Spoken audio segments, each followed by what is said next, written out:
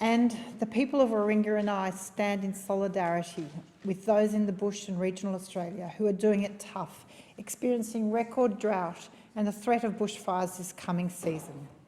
In recent weeks, I've had the privilege of talking to farmers from across Australia who are deeply concerned about their lands and their futures. What these farmers are calling for is a comprehensive plan to address climate change mitigation, adaptation and resilience in the agricultural sector.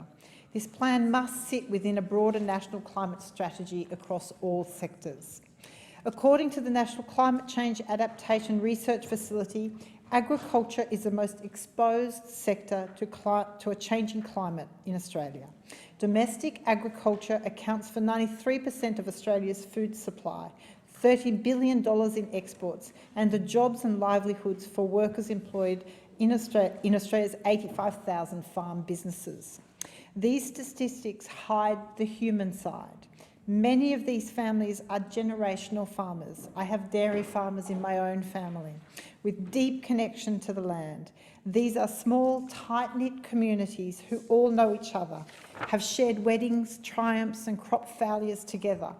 They are amazingly resilient, but they are watching the land change before their very eyes. Many have already been uprooted. We simply cannot afford as a nation to sit on our hands. Unless we equip the agricultural sector with the tools and goals to adapt to climate change, and unless we as a country, united, make urgent attempts to mitigate the risk, we risk losses in agricultural production, job losses and loss of export revenue, farm profits declining, food insecurity, increases in food prices, and rural health being impacted. Increasing climate volatility and variability is already devastating parts of Australia. Indeed, the drought devastating the eastern seaboard can be seen as a prelude of things to come. To quote the Treasurer on his recent visit to the bush, it must be seen to be believed.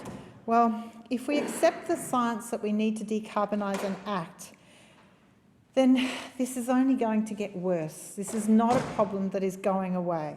If the very science that we accept on the need to change is telling us we need to do more than what we are currently doing, then that is the collaboration we need to find in this place. So we must act. The Farmers for Climate Action are calling for all Australian governments to commit to a long-term, bipartisan national strategy on climate change and agriculture to 2050. The goals of such a strategy must be to minimise the risk to agriculture, food security and rural communities from climate change, help agriculture realise opportunities to build value, make efficiency gains and diversify as the world shifts to a low-carbon technologies, strengthen agricultural research, development and extension, which I note the Drought Fund Bill goes some ways to doing. Build a clean energy sector with the benefits shared with the rural communities that host new renewable developments. Realise the long-term potential of health working landscapes to capture and store carbon, and identify the gaps in the current policies and programs, both federal and state, and fill them.